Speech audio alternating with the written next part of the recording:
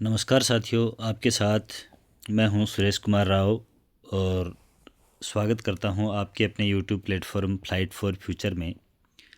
आज अपन जिस टॉपिक के बारे में बात करने वाले हैं, यह टॉपिक 12th क्लास की केमिस्ट्री का टॉपिक है, जो कि सामूहिक रूप से न सिर्फ 12th क्लास के विद्यार्थियों के लिए इम्पोर्टेंट है, जबकि सेकंड ग्रेड साइंस से या फिर फर्स्ट ग्रेड केमिस्ट्री से तैयारी करने वाले जो अभ्यर्थी हैं उनके लिए भी बहुत ही महत्वपूर्ण टॉपिक रहने वाला है। ऑर्गेनिक केमिस्ट्री जो है उसका अपन एक चैप्टर स्टार्ट करने वाले हैं। चैप्टर का नाम रहेगा halo alkane and aryl halide या हेलो एरीन्स।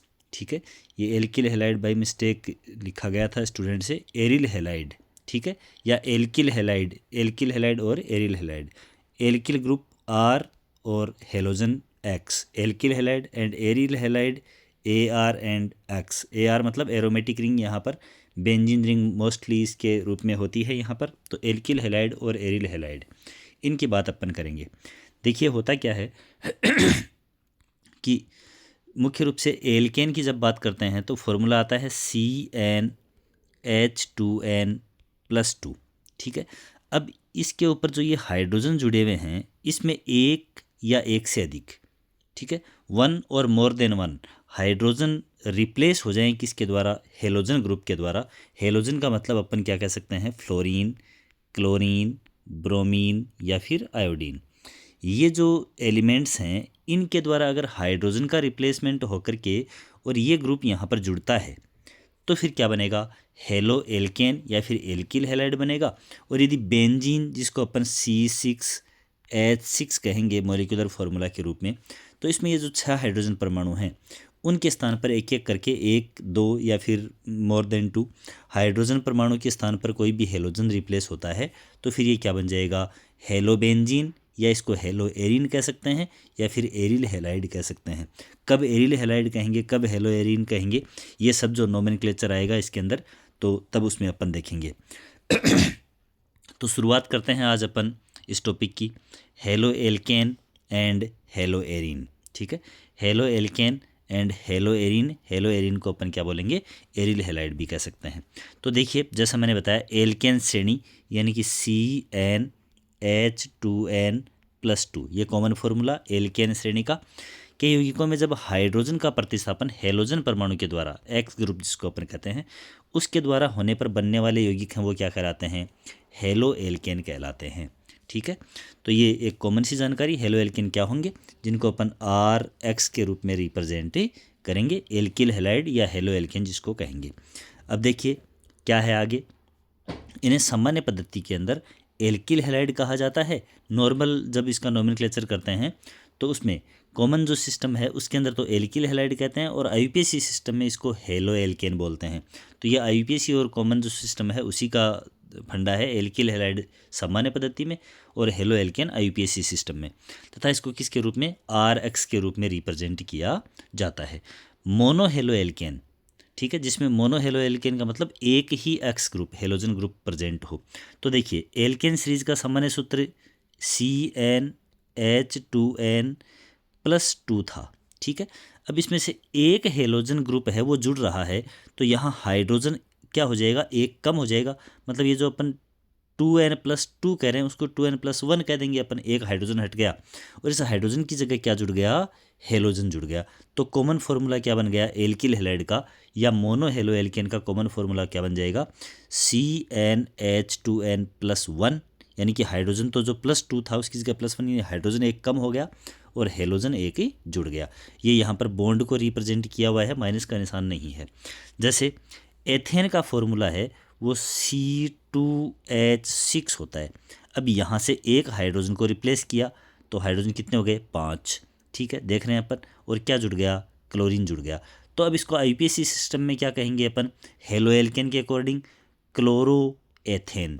ठीक है, और अगर कॉमन सिस्टम काम में लेते हैं, सामान्य पद्धति काम में लेते हैं, तो सामान्य पद्धति में इसको एथिल क्लोराइड, ये एथिल ग्रुप और ये क्लोराइड यानी एल्किल हैलाइड के रूप में कहेंगे सामान्य पद्धति में, तो एथिल क्लोराइड इसका नामकरण हो जाएगा। नोमेनक्लेचर सिस्टम है वो अपन आगे देखेंगे इसमें। तो ये बात हुई हेलो एल्केन या एल्किल हैलाइड की।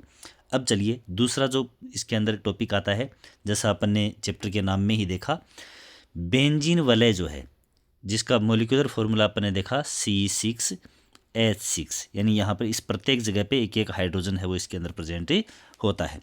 अब इसमें क्या होता है कि यदि हाइड्रोजन परमाणु का प्रतिस्थापन हेलोजन से होता है, एल्केन में हाइड्रोजन का प्रतिस्थापन होता है तो हेलो एल्केन, और अगर बेंजीन के अंदर हाइड्रोजन परमाणु का प्रतिस्थापन होता है तो बनने वाले यौगिक क्या कहलाएंगे, हेलो बेंजीन या फिर हेलो एरीन कहलाएंगे। जैसे ये C6H6 था, ये यानी कि बेंजीन था। अब यहाँ से हाइड्रोजन रिप्लेस हुआ तो हाइड्रोजन तो कितने रह गए अब इसके अंदर, C6H5, ठीक है, H5, और ये एक क्लोरीन जुड़ गया Cl। ये इसका क्या बन गया, मोलिकुलर फार्मूला, और स्ट्रक्चर फार्मूला है वो अपन देख ही रहे हैं कि ये इस प्रकार से रिंग बना दी और एक क्लोरीन इसके ऊपर जोड़ दिया, तो ये क्या हो गया, क्लोरोबेंजीन हो गया। अरे कहीं भी क्लोरीन एक ही जुड़ा हुआ है तब तो इसकी सिचुएशन बताने की ज़रूरत नहीं है, स्थिति बताने की ज़रूरत नहीं है, क्लोरोबेंजीन कहेंगे इसको अपन। अब अपन देख रहे हैं यहाँ पर, देखिए यहाँ जो देख रहे हैं तो नंबर 1 ये क्लोरीन जुड़ा हुआ है, ये ब्रोमीन जुड़ा हुआ है। अब ब्रोमो ग्रुप है वो मेजर ग्रुप है, यहाँ पर बड़ा ग्रुप है, तो जो नंबरिंग होगी वो यहाँ से 1 और ये फिर 2 3 4 5 6 ऐसे, तो 1 ब्रोमो 2 क्लोरो और फिर क्या रहेगी बेंजीन, 1 ब्रोमो 2 क्लोरो बेंजीन, ठीक है। ये आईपीसी सिस्टम में है, और जो सामान्य पद्धति होती है उसके अंदर इसको अपन ऑर्थो पैरामेटा के रूप में नोमेनक्लेचर करेंगे इसका, जो अपन देखेंगे आगे। अब देखिए बात करते हैं आगे, तो ये हो गए हेलोबेंजीन या हेलो एरीन के एग्जांपल्स। अब देखिए आगे बात करते हैं क्लासिफिकेशन की, यानी हेलो एल्केन और हेलो एरीन्स जो हैं उनका क्लासिफिकेशन, उनका वर्गीकरण है वो किस प्रकार से रहेगा। तो देखिए वर्गीकरण यानी कि क्लासिफिकेशन, तो वर्गीकरण की बात करते हैं तो हेलोजन यौगिक जो हैं यानी कि हेलो एल्केन और हेलो एरीन्स हैं, इनके अंदर पहले बात हेलो एल्केन्स की ही करते हैं, उनके क्लासिफिकेशन की करते हैं। तो देखो क्या हो सकता है कि CnH2n+2 ये कॉमन फार्मूला है।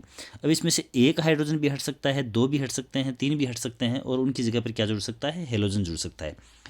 तो सबसे पहला जो क्लासिफिकेशन है वो है on the basis of halogen atoms, यानी हेलोजन परमाणु कितने हैं उनकी संख्या के आधार पर, हेलोजन परमाणु की संख्या के आधार पर क्लासिफिकेशन। उसके बाद में ये जो हेलोजन परमाणु है वो एल्केन के किस कार्बन समूह के ऊपर, किस प्रकार के कार्बन के ऊपर जुड़ा है ना, ये समूह है वो एल्केन ही था या फिर एल्कीन थी या एल्काइन थी, ठीक है, या जो डबल बॉन्ड था वो कहाँ था, डायरेक्ट डबल बॉन्ड वाले कार्बन पर जुड़ा हेलोजन परमाणु या फिर आगे कहीं डबल बॉन्ड था, उसके बेसिस के ऊपर इसका आगे क्लासिफिकेशन रहेगा। अर्थात जिस कार्बन पर ये हेलोजन परमाणु जुड़ा इस कार्बन का हाइब्रिडाइजेशन कैसा है, इसका संकरण कैसा है, उसके आधार पर क्लासिफिकेशन होगा सेकंड, ठीक है। तो फर्स्ट जो क्लासिफिकेशन है उसकी अगर अपन बात करें तो क्या रह जाएगा ये कि on the basis of A hydrogen number of hydrogen ये हेलोजन एटम्स, ठीक है, यानी हेलोजन परमाणु हैं उनकी संख्या के आधार पर सबसे पहला क्लासिफिकेशन यहाँ पर रहने वाला है।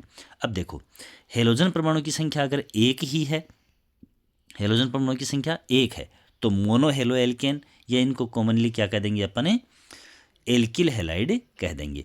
अब देखो जो ये एक हेलोजन परमाणु जुड़ा, ये हेलोजन परमाणु किस कार्बन पे जुड़ा, देखिए जैसे मैं कह रहा हूँ कि CH3 CH2 CH, फिर नीचे CH3 और फिर आगे CH3, ये एक अणु है कोई, ठीक है, कार्बनिक हाइड्रोकार्बनिक यौगिक है। अब इसमें अपन देख रहे हैं कि ये कार्बन है, इसके आगे इधर एक ही ये कार्बन श्रृंखला जुड़ी हुई है, तो ये कार्बन ऐसा कार्बन है वो क्या कहलाता है, 1 डिग्री, यानी कि प्राथमिक कार्बन, प्राइमरी कार्बन कहलाता है। यहाँ ये जो CH2 ग्रुप देख रहे हैं इसमें अपन इधर और इधर 2 कार्बन जुड़े हुए हैं, तो ये है 2 डिग्री यानी सेकेंडरी कार्बन। इस कार्बन के ऊपर अपन देख रहे हैं कि इधर यहाँ ये दूसरा, यहाँ ये तीसरा, 3 कार्बन जुड़े हुए हैं, तो ये कार्बन कौन सा है, तृतीयक, ठीक है, ये है टर्सरी कार्बन, ये भी यहाँ पर प्राथमिक है, ये भी क्या है, प्राथमिक है। अब देखिए जब अपन बात करते हैं कि यहाँ पर, जैसा इस एग्जाम्पल को फिर से नोट करते हैं, CH3 CH2 CH, ये CH3 और ये CH3। अब यदि अपन ऐसा देख रहे हैं कि ये जो एक हेलोजन परमाणु है, ये हेलोजन परमाणु इस एल्केन अणु के इस कार्बन पे जुड़ गया हाइड्रोजन को तो रिप्लेस करेगा ही करेगा, या इस पे जुड़ गया या इस पे जुड़ गया। तो ये तीनों कार्बन तो प्राथमिक थे, तो इन पर हेलोजन जुड़ेगा तो ये प्राथमिक हेलो एल्केन का निर्माण करेगा। यदि इस कार्बन के हाइड्रोजन को रिप्लेस करके यहाँ पर हेलोजन जुड़ेगा तो ये सेकेंडरी हेलोजन एल्किल हैलाइड बनेगा। और यदि इस कार्बन के ऊपर टर्सरी कार्बन जो है इस पे हेलोजन जुड़ेगा तो ये फिर क्या बनाएगा, टर्सरी एल्किल हैलाइड या टर्सरी मोनो हेलो एल्केन का निर्माण करेगा। तो इस प्रकार से मोनो हेलो एल्केन जो हैं, ये मोनो हेलो एल्केन्स कितने प्रकार के हो गए, प्राथमिक, द्वितीयक और ये तृतीयक। ठीक है, प्राइमरी, सेकेंडरी एंड टर्सरी हो जाएंगे। ठीक है, अब देखिए आगे बात करते हैं।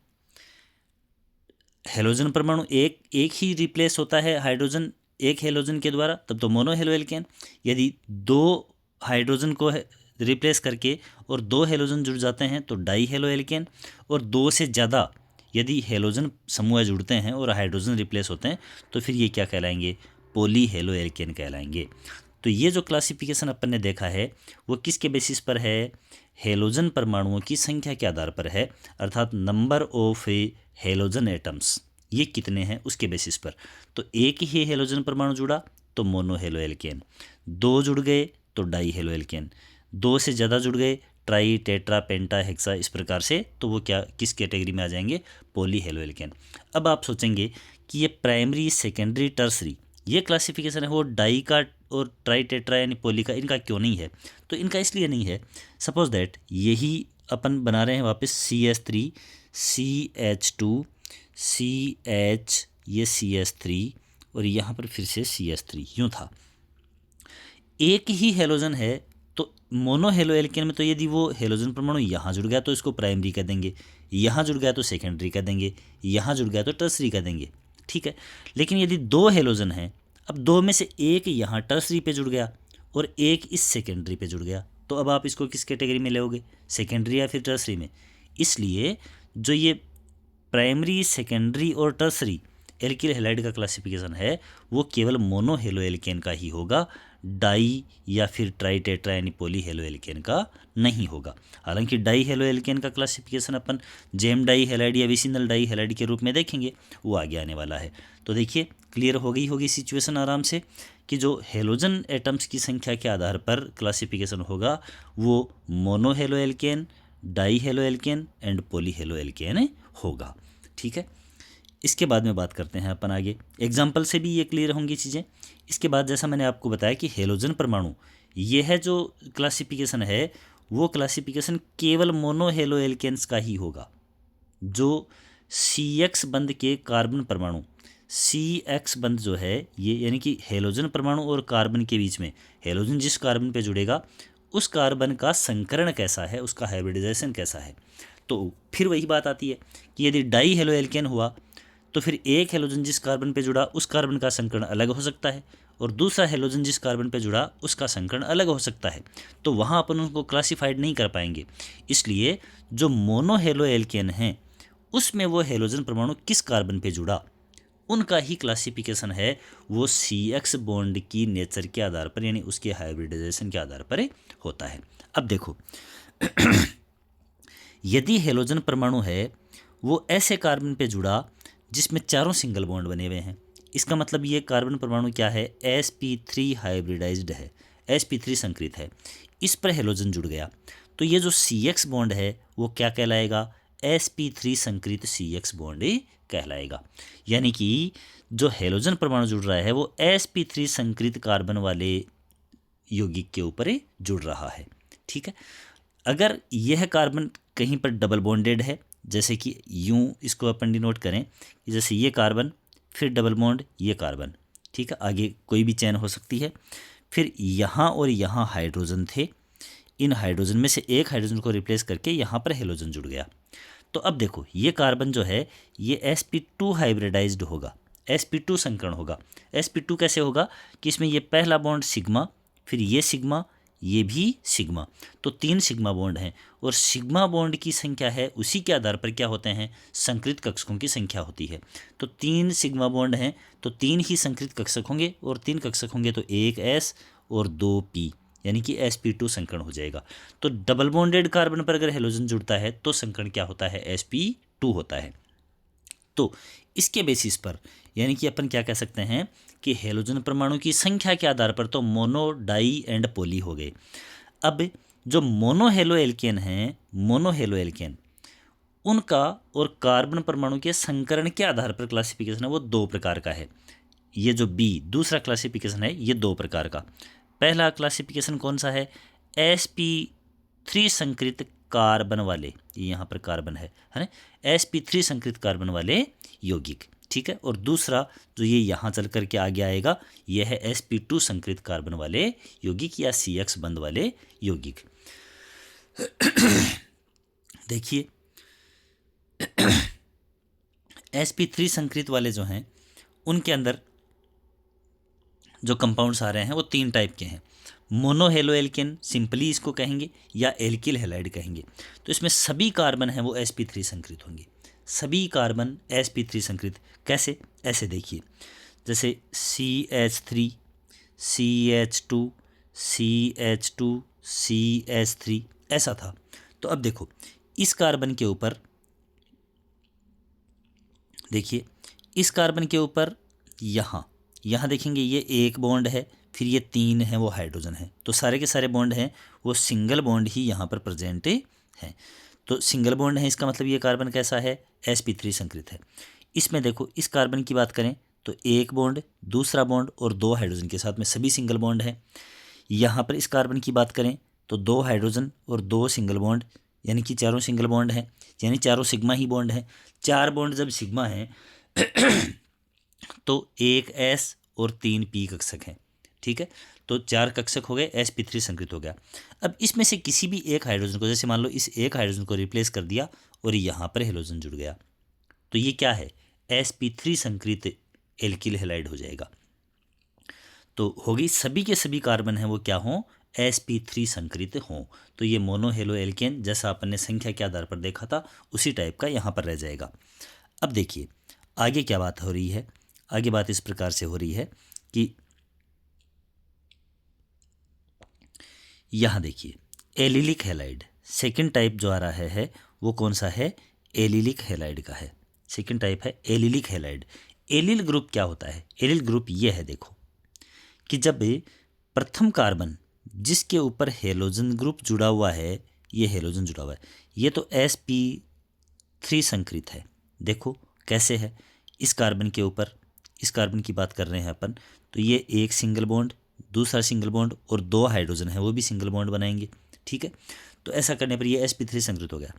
यहाँ आगे जो कार्बन जुड़ा हुआ है वो डबल बॉन्डेड है। यहाँ देखिए ये कार्बन है वो यहाँ आगे CH2, तो ये sp3 संकरित हो गया। यहाँ ये sp2 है। कैसे है sp2? कि एक ये सिग्मा बॉन्ड, एक ये सिग्मा बॉन्ड और सेकंड वाला पाई बॉन्ड, और एक हाइड्रोजन के साथ ये जो बॉन्ड बना हुआ है वो भी क्या है? सिग्मा। तो एक दो तीन सिग्मा बॉन्ड है, तीन सिग्मा बॉन्ड है, तो एक कक्षक है वो S हो गया और दो क्या हो गए? P। तो तीन सिग्मा बॉन्ड, तीन संकरित कक्षक sp2 संकरण हो गया। तो अपन ने क्या देखा यहाँ पर, यहाँ इस एग्जाम्पल की बात अगर अपन करें तो ये कार्बन तो क्या है? sp3 संकरित है, ठीक है। और ये जो कार्बन है वो क्या है? sp2 संकरित है, ठीक है। तो ऐसा ग्रुप जो है यहाँ पर, ये सिचुएशन अलग अलग से यूँ इस फॉर्मूले के ऊपर समझें अपन कि ये sp3 संकरित कार्बन और ये क्या है? sp2। यानी कि जब जिस हेलोजन परमाणु जिस कार्बन पर जुड़ता है वह तो sp3 हो, लेकिन उसके आगे वाला कार्बन क्या हो? द्विबंधित हो, अर्थात sp2 संकरित हो, तो ऐसा ग्रुप कहलाएगा एलिल ग्रुप। और इस पर जुड़ गया हैलाइड, तो ऐसे कंपाउंड क्या कहलाएंगे? एलिलिक हैलाइड कहलाएंगे, ठीक है। तो इस प्रकार का ये क्लासिफिकेशन रहेगा। चलिए बात करते हैं अपन आगे तीसरा टाइप इसका। तीसरा टाइप क्या है? बेंजिलिक हैलाइड, ठीक है। बेंजिलिक हैलाइड क्या है? बेंजिलिक हैलाइड और एरिल हैलाइड ये दोनों अलग अलग हैं। एरिल हैलाइड के अंदर तो डायरेक्ट एरिल समूह से यानी कि बेंजीन रिंग से जुड़ेगा, यहाँ पर डायरेक्ट नहीं है। ये देखो बेंजिलिक हैलाइड, इसमें सेम वही एलिल वाला ग्रुप है। देखो एलिल के अंदर क्या कंडीशन थी? CH2 double bond, CH single bond, CH2 और यहाँ पर X था, हेलोजन था। ये sp3 और ये sp2 ऐसा ही था, जस्ट अपन ने ऊपर वाला देखा है। यहाँ पर भी देखो ऐसा ही है, ये X, ये CH2 sp3 संकृत वाला, ये sp3 संकृत। अब की बार यहाँ पर डबल बॉन्डेड कार्बन, डायरेक्ट ये कार्बन है वो डबल बॉन्डेड नहीं होकर के, और ये बेंजीन रिंग का डबल बॉन्डेड कार्बन है। बेंजीन रिंग के अंदर प्रत्येक जगह ऐसे डबल बॉन्ड ही तो होता है, जिसको अपन ने ये यहाँ पर रिंग के रूप में दर्शा रखा है। तो यदि हेलोजन ग्रुप है वो sp3 संकृत कार्बन से जुड़े और ये sp3 संकृत आगे बेंजीन वलय के sp2 कार्बन से जुड़ गया, तो ये क्या कहलाएगा? बेंजिलिक ग्रुप कहलाएगा। क्वेश्चन पूछ लेते हैं कि बेंजिलिक हैलाइड और एरिल हैलाइड में क्या अंतर है। तो ये तो देखो, ये आपका हेलोजन sp3 से फिर बेंजीन रिंग से, तो ये तो हो गया बेंजिलिक। एरिल क्या है? एरिल डायरेक्ट ये है, एरिल हैलाइड, ये बेंजीन रिंग और डायरेक्ट इस पर हेलोजन जुड़ गया, तो ये है एरिल हैलाइड, एरिल हैलाइड या हेलो बेंजीन। जबकि बीच में ये CH2 यानी एक sp3 संकृत कार्बन, H की जगह भी कोई दूसरा ग्रुप हो सकता है, उससे कोई फर्क नहीं पड़ेगा, लेकिन कहने का मतलब sp3 संकृत कार्बन अगर आता है बीच में, तो फिर ये क्या बनेगा? बेंजिलिक हैलाइड बनेगा। समझ में आ गई होगी बात कि बेंजिलिक हैलाइड है उसमें ये sp3 संकृत कार्बन होता है, जबकि एरिल हैलाइड के अंदर यहाँ डायरेक्ट sp2 होता है। ठीक है, एरिल हैलाइड में डायरेक्ट क्या होता है? sp2, जबकि बेंजिलिक हैलाइड में पहले sp3 होता है और बाद में sp2 होता है। बाकायदा क्वेश्चन पूछा जाता है कि what is the difference between aryl halide and benzylic halide, यानी एरिल हैलाइड और बेंजिलिक हैलाइड में क्या अंतर है। तो अपन CX बॉन्ड के हाइब्रिडाइजेशन के आधार पर डिफरेंस करते हैं कि जो बेंजिलिक हैलाइड हैं उनमें CX बॉन्ड का कार्बन परमाणु sp3 संकृत होता है और उसका नेक्स्ट कार्बन है वो sp2 होता है। जबकि एरिल हैलाइड के अंदर, जैसा मैंने अभी बताया कि ये बेंजीन रिंग, इसके ऊपर कहीं भी X जुड़ा हुआ है, तो इसमें डायरेक्ट ये जो कार्बन है ये कार्बन ही क्या होता है? sp2 संकृत होता है। तो ये रहेगा बेंजिलिक हैलाइड। अब बात करते हैं अपन डायरेक्ट हेलोजन है वो किसके ऊपर जुड़ा हुआ हो? sp2 वाले पर। अभी अपन ने बात करी है तीनों की, ये जो तीनों ग्रुप्स अपन ने देखे हैं ये sp3 वाले थे। मोनो हेलो एल्केन के अंदर सभी कार्बन परमाणु हैं, सभी कार्बन sp3 संकृत। एरिलिक के अंदर पहला कार्बन sp3 संकृत, बाद में दूसरा sp2 जो कि किसका है? सीधी श्रृंखला का, ये एरिलिक हैलाइड हो गया। इसके बाद में अपन ने तीसरी बात करी बेंजिलिक हैलाइड की, तो बेंजिलिक हैलाइड के अंदर हेलोजन परमाणु sp3 पर और फिर sp2 संकृत कार्बन बेंजीन रिंग का। अब देखो ये sp3 वाला कॉन्सेप्ट है वो गायब हो रहा है और डायरेक्ट क्या आ रहा है यहाँ पर? ये दोनों हिस्से हैं, दोनों ही सिरे आप यूँ देख लीजिए। जो आगे अपन बात करते हैं sp2 वाली, ये दोनों किससे निकल कर के आ गए हैं? जो अपना एलिलिक और बेंजिलिक है उसी में से CH2 गायब कर दिया अपन ने, sp3 वाला कार्बन गायब कर दिया, sp2 संकृत कार्बन वाले यौगिक। तो वाइनिलिक हैलाइड, वाइनिल ग्रुप ये है, ये हेलोजन ग्रुप है, वो डायरेक्ट वाइनिल ग्रुप के ऊपर या विनाइल ग्रुप के ऊपर जुड़ गया। तो विनाइल ग्रुप क्या होता है? यहाँ ये देखो CH2 डबल बॉन्ड CH और ये X, तो इस कार्बन की बात कर रहे हैं अपन। तो ये यहाँ पर एक सिग्मा बॉन्ड है, दूसरा पाई बॉन्ड है, फिर ये सिग्मा और एक हाइड्रोजन के साथ में सिग्मा, तो सिग्मा बॉन्ड 1 2 और 3 हो गए। 3 सिग्मा है तो 3 ही कक्षक संकृत, एक S और 2 P यानी sp2।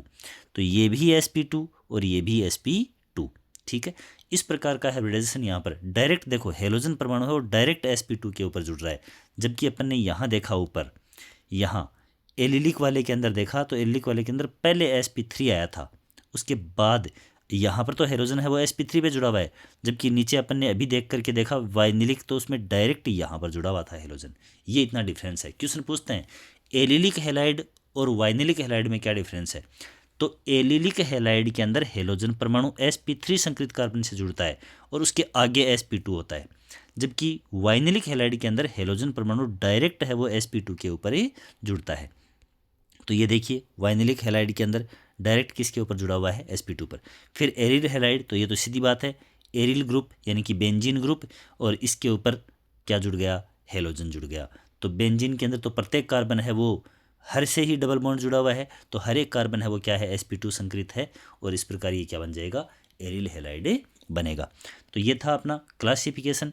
क्लासिफिकेशन के अंदर फिर से देख लें कि फर्स्ट ऑफ ऑल जो on the basis of number of halogen atoms, तो हेलोजन एटम्स की संख्या के आधार पर मोनो हेलो एल्केन, मोनो में प्राइमरी सेकेंडरी टर्सरी हो सकता है, डाई हेलो एल्केन, फिर पॉली हेलो एल्केन। फिर CX बॉन्ड में कार्बन परमाणु के संकरण के आधार पर, तो संकरण केवल मोनो हेलो यौगिकों का ही इसके आधार पर क्लासिफिकेशन होगा। अब वो एक हेलोजन है वो sp3 संकरित कार्बन से जुड़ सकता है, sp3 वाले के आधार पर मोनो, एलिलिक और बेंजिलिक। और फिर वही एक हेलोजन परमाणु है वो sp2 संकरित कार्बन के ऊपर जुड़ सकता है, तो वाइनिलिक और एरिल हैलाइड। अब बात करते हैं हेलो एल्केन। हेलो एरीन के अंदर तो सीधा बात है हेलोबेंजिन, जैसे क्लोरोबेंजिन, ब्रोमोबेंजिन इस प्रकार से, या 1,2 डाई क्लोरोबेंजिन इस प्रकार से नोमेनक्लेचर हो जाएगा, वो भी देखेंगे अपन आगे। हेलो एल्केन का नामकरण है उसकी बात करते हैं। तो हेलो एल्केन के अंदर सामान्य पद्धति के अंदर नॉर्मल सिस्टम, जनरल सिस्टम जो होता है उसके अंदर तो एल्किल हैलाइड नाम लिखा जाता है। एल्किल हैलाइड मतलब जो भी ग्रुप है, जैसे एथिल है, प्रोपिल है, आइसोप्रोपिल है ना, सेकेंडरी ब्यूटिल है, जैसा भी ग्रुप है उस ग्रुप का नाम पहले आएगा और हेलाइड मतलब क्लोराइड, ब्रोमाइड, आयोडाइड ये बाद में आएगा। तो ये है सामान्य पद्धति। फिर IUPAC सिस्टम के अंदर लिखते हैं नंबर ऑफ हेलो एल्केन। देखो ये क्या है, नंबर ऑफ हेलो एल्केन का मतलब ये है कि एक अपन मेन श्रृंखला चूज करेंगे, श्रृंखला के ऊपर जितने भी प्रतिस्थापी होंगे उनकी स्थिति और उनकी संख्या दर्शाएंगे, ये है नंबर ऑफ का मतलब। और फिर हेलोजन कहाँ है उसका भी नंबर दर्शाएंगे, कितने हैं, कहाँ हैं ये दर्शाएंगे। और बाद में जो अपन ने मेन श्रृंखला चूज करी है उस मेन श्रृंखला का, उस श्रृंखला में 4 कार्बन है, 5 हैं, 6 हैं, उसके आधार पर ब्यूटेन, पेंटेन, हेक्सेन इस प्रकार से नोमेनक्लेचर किया जाएगा। चलिए बात करते हैं नोमेनक्लेचर की। तो यहाँ पर देखो ये एक एग्जाम्पल दिया हुआ है, सीधा क्लियर हो रहा है।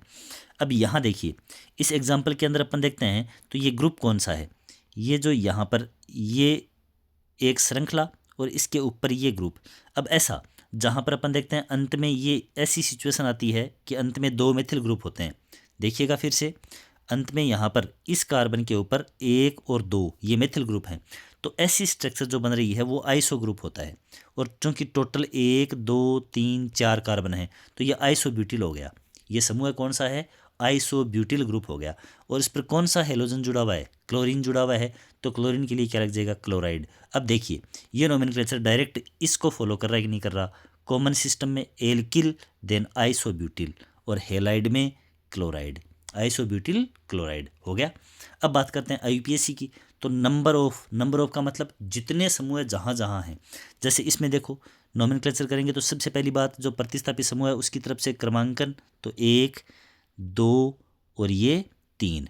अब नंबर 2 के ऊपर मेथिल ग्रुप है और नंबर 1 पर क्लोरो है। क्लोरो का C अल्फ़ाबेट में पहले आ रहा है तो 1 क्लोरो। फिर मेथिल का M बाद में है तो 2 मेथिल। देखो IUPAC की बात करते हैं तो ये 1 2 और 3, तो 2 पे मेथिल है और 1 पे क्लोरो है। क्लोरो का C पहले आ रहा है तो 1 क्लोरो पहले लिख दिया, 2 मेथिल बाद में लिख दिया। फिर 1 क्लोरो 2 मेथिल इन दोनों ग्रुप का नोमेनक्लेचर हो चुका। 3 कार्बन बचे, 3 कार्बन के लिए प्रोप और तीनों के बीच में सिंगल बॉन्ड है तो प्रोपेन है ना। 1 क्लोरो 2 मेथिल प्रोपेन आराम से नोमेनक्लेचर होगा। अब बात करते हैं आगे अदर एग्जाम्पल। देखिए इस एग्जाम्पल के अंदर अपन देख रहे हैं ये वही आइसो और 3 ही कार्बन है तो प्रोपिल, आइसोप्रोपिल एंड क्लोराइड, ये तो सामान्य पद्धति का नाम हो गया। अब बात करते हैं IUPAC की। तो IUPAC में कहीं से भी ये नंबर 1, ये नंबर 2 और ये नंबर 3 ऐसे कार्बन हो गए। तो अब नंबर 2 पर कौन सा ग्रुप आ रहा है, क्लोरो, तो 2 क्लोरो। और टोटल कार्बन कितने हैं, 3 के लिए प्रोप और तीनों कार्बन के बीच में सिंगल बॉन्ड, तो क्या हो गया, प्रोपेन, 2 क्लोरो प्रोपेन। इस तरह से क्या हो जाएगा, IUPAC नोमेनक्लेचर होगा। ये सामान्य से नाम लगते हैं देखने में, लेकिन थोड़ा सा इसका लेवल है वो बढ़ेगा। ऐसा नोमेनक्लेचर का एग्जाम्पल है वो 2nd ग्रेड की, 1st ग्रेड की एग्ज़ाम के अंदर तक पूछा गया है। हालांकि डायरेक्ट इतना छोटा सा तो नहीं, लेकिन उसमें डबल बॉन्ड, ट्रिपल बॉन्ड या एक से ज़्यादा जो फंक्शनल ग्रुप हैं, एल्डिहाइड है, कीटोन है, कार्बोक्सिलिक है, ऐसे ग्रुप जोड़ करके और उनका नोमेनक्लेचर है वो 2nd ग्रेड 1st ग्रेड के टीचर्स की एग्ज़ाम तक पूछे जाने वाले एग्जाम्पल हैं। ये एकदम से अपन स्टार्टिंग से लेकर के इनको समझ रहे हैं और बहुत ही ज़्यादा यूज़फुल हैं ये सब के लिए। तो ये हुआ हेलो एल्केन का नोमेनक्लेचर। अब एक नोट लगाकर यहाँ पर जो डाई हेलो एल्केन है उनका सामान्य सा क्लासिफिकेशन दिया हुआ है और उनका नोमेनक्लेचर दिया हुआ है। डाई हेलो एल्केन है वो 2 प्रकार के होते हैं, ठीक है। एक है जेम डाई हेलाइड और दूसरा है विस डाई हेलाइड या विसिनल डाई हेलाइड इनको बोलते हैं। इनका नामकरण भी करने का यहाँ पर रूल दिया हुआ है। जेम डाई हैलाइड एंड विस डाई हैलाइड, ये तो हैं प्रकार। और फिर उनका नोमेनक्लेचर कैसे करते हैं, तो देखिए यहाँ पर जेम डाई हैलाइड, सीधा सीधा आराम से याद रहेगा कि दोनों हेलोजन, डाई हैलाइड का मतलब दो हेलोजन हैं, जेम का मतलब सेम, यानी एक ही कार्बन के ऊपर, एक ही कार्बन, याद रखने का तरीका है ये कि सेम ही कार्बन के ऊपर दोनों हेलोजन जुड़े हुए हों तो वो हैलाइड कैसे होंगे, जेम डाई हैलाइड होंगे। अब बात करते हैं यहाँ पर इनका कॉमन नेम है वो एल्किलिडीन, यानी डाई लगाने की आवश्यकता नहीं है ना। डाई शब्द सामान्य पद्धति के अंदर डाई शब्द लगाने की आवश्यकता नहीं है, हालांकि सामान्य पद्धति का नाम है वो कम पूछा जाता है, आईयूपीएसी नाम ही अगला पूछता है। लेकिन कई बार सामान्य पद्धति का नाम दे करके आईयूपीएसी पूछ लेता है, फॉर्मूला नहीं देता, तो वहाँ ध्यान रखने की आवश्यकता है। सामान्य पद्धति में आईयूपीएसी के अंदर तो कोई दिक्कत ही नहीं है, डाई ट्राई टेट्रा लगेंगे ही लगेंगे, ठीक है। स्थिति और संख्या के आधार पर स्थितियाँ दर्शाएंगे, संख्या लिखेंगे। कॉमन सिस्टम के अंदर एल के लिए डीन लगा दिया, डीन का मतलब दो हो गए यहाँ पर, जो भी ग्रुप हैं, हेलाइड, क्लोराइड, फ्लोराइड जो भी हैं। अब देखिए यहाँ पर अपन नोमेनक्लेचर देख रहे हैं, तो कॉमन सिस्टम के अंदर देखा अपन ने, ये देखो ये यहाँ पर 3 कार्बन वाला समूह था और यहाँ पर इसके इसी कार्बन के ऊपर 1 और 2 क्लोराइड जुड़ गए। 3 कार्बन के लिए प्रोपिल ग्रुप, ठीक है, ये एल्किल किस गए, प्रोपिल आ गया। और इसके बाद में ईडीन जोड़ा तो प्रोपिलीडीन, प्रोपिलीडीन, और ये डीन मतलब 2 समूह है कौन से, क्लोराइड, प्रोपिलीडीन क्लोराइड, इस प्रकार से होगा। अब बात करते हैं विस डाई हैलाइड, तो विस डाई हैलाइड के अंदर क्या होता है कि निकटवर्ती 2 कार्बन हैं, उनके ऊपर क्या होता है, हेलोजन होता है। दोनों हेलोजन परमाणु हैं वो निकटवर्ती कार्बन पर, एडजेसेंट जो कार्बन होते हैं उनके ऊपर जुड़ता है, इसको बोलते हैं एल्किलीन। जो सामान्य पद्धति में कॉमन नेम, जो सामान्य पद्धति का नाम है वो एल्किलीन, ठीक है। अभी यहाँ पर डाई के लिए कोई इंडिकेशन नहीं था तो यहाँ डाई शब्द लगा दिया, ठीक है, एल्किलीन डाई हैलाइड। जैसे ये है, यही ग्रुप था पहले भी ऊपर वाले एग्जाम्पल के अंदर भी, लेकिन उस समय यहाँ और यहाँ, यानी ये 2 ही हेलोजन यहीं पे जुड़ गए थे, एक कार्बन के ऊपर ही जुड़ गए थे। अब इस पे और इस पे यानी निकटवर्ती कार्बन पे जुड़े हुए हैं तो इसको प्रोपिलीन, वहाँ का था प्रोपिलीडीन क्योंकि सेम पे ही था, यहाँ प्रोपिलीन, ठीक है, ये प्रोपिलीन। और फिर अलग अलग 2 क्लोरीन है तो उसके लिए डाई, और क्लोरीन के लिए क्लोराइड यानी कि डाई क्लोराइड। तो ये नोमेनक्लेचर देख रहे हैं अपन, डाई क्लोराइड, ठीक है। ये हो गया आपका हेलो एल्केन है उनका नोमेनक्लेचर। इसके बाद में हेलो एरिन का नामकरण है, तो हेलो एरिन के अंदर सामान्य पद्धति के अंदर ऑर्थो, मेटा और para. Hello Erin, ortho, Meta, para का मतलब क्या होता है, देखो कि जैसे अपन बात करें यहाँ पर, ये बड़ा बन गया, देखिए ये जैसे बेंजीन रिंग है, ठीक है। अब इसकी आमने सामने की सिचुएशन, ये दोनों जो कंडीशन है, यहाँ पर कोई भी ग्रुप एक्स जुड़ा हुआ है तो इसके सामने वाली सिचुएशन है वो क्या होती है, पैरा होती है, ठीक है। या इस सिचुएशन के सामने ये भी क्या है, पैरा कंडीशन है, ये तो पैरा। फिर इनके जस्ट निकट, जैसे यहाँ ग्रुप को लेकर के चल रहा हूँ मैं मेन, तो इसके सामने ये क्या हो गई, पैरा कंडीशन हो गई। फिर इसके जस्ट ये निकट वाली ये दोनों कंडीशन हैं वो क्या है, यहाँ पे ऑर्थो है। ये कौन सी कंडीशन है, ऑर्थो। और इसके जस्ट आगे वाली ये दोनों कंडीशन हैं वो क्या हैं, मेटा हैं। ये क्या है, मेटा कंडीशन है। तो अब देखिए दोबारा से किस प्रकार से अपन ऑर्थो, मेटा, पैरा का डिसाइड करेंगे। ये बेंजीन रिंग, ठीक है, बेंजीन रिंग के यहाँ कोई हेलोजन ग्रुप जुड़ा हुआ है। अब कोई दूसरा हेलोजन ग्रुप है या कोई अदर ग्रुप है, यहाँ है वो, तो ये कंडीशन हो गई पैरा। यहाँ और यहाँ है तो ये कंडीशन हो गई ऑर्थो। यहाँ और यहाँ है तो ये कंडीशन हो गई मेटा। फॉर एग्जाम्पल यहाँ एक क्लोरीन है और यहाँ दूसरा क्लोरीन है, तो अपन इनको कहेंगे ऑर्थो डाइक्लोरोबेंजीन। एक दूसरे से ऑर्थो कंडीशन पर है कि नहीं है ये, ठीक है। कहने का मतलब 2 निकटवर्ती कार्बन के ऊपर कोई ग्रुप जुड़े हुए हैं तब तो ऑर्थो, ठीक है। निकटवर्ती ये हैं ये, तो ये तो हैं ऑर्थो, है ना। कोई से भी आपस में दोनों ऑर्थो हो सकते हैं, कैसे हो सकते हैं, जैसे ये बेंजीन रिंग है, अब चाहे इन दोनों स्थितियों को आपस में एक दूसरे से ले लें तो ये ऑर्थो ही हैं, इसको और इसको ले लें तो ये ऑर्थो ही हैं, इसको और इसको लें तो भी ये ऑर्थो ही हैं, इसको और इसको लें तो ये भी ऑर्थो हैं, इसको और इसको लें तो ये भी क्या है, ऑर्थो कंडीशन है, निकटवर्ती ऑर्थो हैं। अब बात करता हूँ मेटा की, तो एक छोड़कर एक कंडीशन, जैसे यहाँ पर कोई ग्रुप है तो इसको छोड़ दो और इसको छोड़ दो, ठीक है, ये दोनों क्या हो जाएंगी, मेटा हो जाएंगी, हो गई ऑर्थो। ऑर्थो तो निकटवर्ती, ठीक है, मेटा एक छोड़ करके, और पैरा जस्ट सामने वाली। पैरा कौन सी होगी? जस्ट सामने वाली। इस प्रकार से अपन ऑर्थो, मेटा और पैरा को समझ जाएंगे आराम से। और आईयूपीएसी के अंदर तो कोई झंझट ही नहीं है। आईयूपीएसी के अंदर तो जहाँ है, जैसे ये बेंजीन रिंग है, ठीक है, तो यहाँ हेलोजन जुड़ा हुआ है। अब दूसरा यहाँ है तो ये नंबर 1 हो गया और ये नंबर 2 हो गया, ठीक है। यहाँ जुड़ा हुआ है तो ये नंबर 1 हो गया और ये नंबर 4 हो गया। सीधी बात है, कोई दिक्कत नहीं है।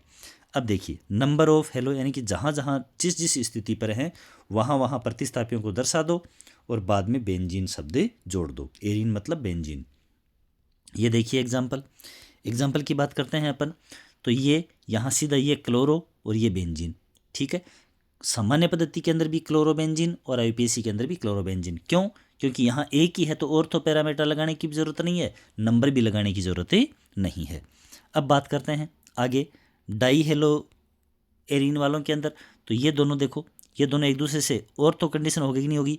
ऑर्थो डाई क्लोरो, यानी इससे ये ऑर्थो पे और इससे ये ऑर्थो पे, दोनों ऑर्थो पे ही हैं, तो ऑर्थो पर 2 क्लोरीन है तो डाई क्लोरोबेंजीन। आईयूपीएसी में किसी भी एक को नंबर 1 दे दो, दूसरे को नंबर 2 दे दो, तो 1,2 डाई क्लोरोबेंजीन हो गया आराम से, कोई समस्या नहीं है। इसके बाद बात कर रहे हैं अपन, ये एक एग्जाम्पल आ रहा है, तो इस एग्जाम्पल के अंदर देखो यहाँ पर मेथिल ग्रुप जुड़ा हुआ है, यहाँ पर क्लोरो ग्रुप जुड़ा हुआ है। अब यहाँ पर देखिए, यहाँ पर ये कंडीशन है, इससे जस्ट सामने वाली कंडीशन पर, तो सामने वाली कंडीशन क्या होती है? पैरा होती है, तो पैरामेथिल, पैरामेथिल, और उसके बाद में पैरामेथिल, यानी इसका नॉमेनक्लेचर हो चुका। अब क्या बची? क्लोरो और बेंजीन बची, तो पैरामेथिल क्लोरोबेंजीन हो गया आराम से नामकरण सामान्य पद्धति के अंदर ऑर्थो पैरामेटा के रूप में।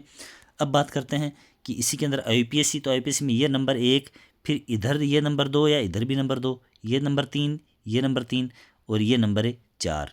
अब आप सोचोगे ये दोनों तरफ 1 2 3 ऐसे कैसे किया? तो कहने का मतलब आप चाहे इधर से आ रहे हैं तो भी ये 1 2 3 4 पे आएगा, फिर ये 5 और 6 हो जाएंगे, और अगर आप इधर से आ रहे हैं तो भी ये 1 ये 2 ये 3 होगा, ये 4 ही रहेगा, और फिर ये 5 और ये 6 हो जाएंगे इस प्रकार से। तो कहने का मतलब आप चाहे किसी भी साइड से आ रहे हैं, ये नंबर 4 पे है, तो 4 मेथिल और फिर 4 मेथिल वाला ग्रुप, यानी कि ये नंबर 4 के ऊपर मेथिल हो गया, उसके बाद में क्या बचा? उसके बाद क्लोरोबेंजीन बचा, तो 4 मेथिल क्लोरोबेंजीन। इस प्रकार से क्या होगा? नोमेनक्लेचर हो जाएगा। तो ये आज के सेशन के अंदर अपन ने हेलो एल्केन और जो हेलो एरीन हैं उनके वर्गीकरण की, जनरल इंट्रोडक्शन, उसके बाद में क्लासिफिकेशन, और उसके बाद में अपन ने नोमेनक्लेचर की बात करी है। उसके बाद में जो CX बॉन्ड है, अर्थात जहाँ हेलोजन जुड़ेगा वो कार्बन कैसा है, कार्बन और हेलोजन के बीच में जो बॉन्ड बनेगा उस बॉन्ड की नेचर कैसी रहेगी, बॉन्ड की प्रकृति क्या रहेगी, ठीक है। और उसके बाद में हेलो एल्केन, हेलो एरीन, उनके फॉर्मेशन की मेथड्स वगैरह हैं, उनके फिजिकल प्रॉपर्टीज़ हैं, केमिकल प्रॉपर्टीज़ हैं, इन सभी की चर्चा अपन धीरे धीरे करके आगे बढ़ेंगे। उम्मीद करता हूँ ये सेशन आपको बहुत ही पसंद आएगा, और सभी जो भी साइंस के क्षेत्र के अंदर केमिस्ट्री से रिलेटेड सिलेबस जिनके शामिल है उनके लिए ये चैप्टर है वो बहुत ही महत्वपूर्ण है। तो जुड़े रहें लगातार इस इस चैनल के ऊपर, और वीडियोज़ को लगातार सपोर्ट करते रहें, देखते रहें, और साथियों को भी बताएं, और अपने अध्ययन को लगातार निरंतर जारी रखें। इन्हीं उम्मीदों के साथ, इन्हीं शुभकामनाओं के साथ फिर से मिलते हैं। धन्यवाद।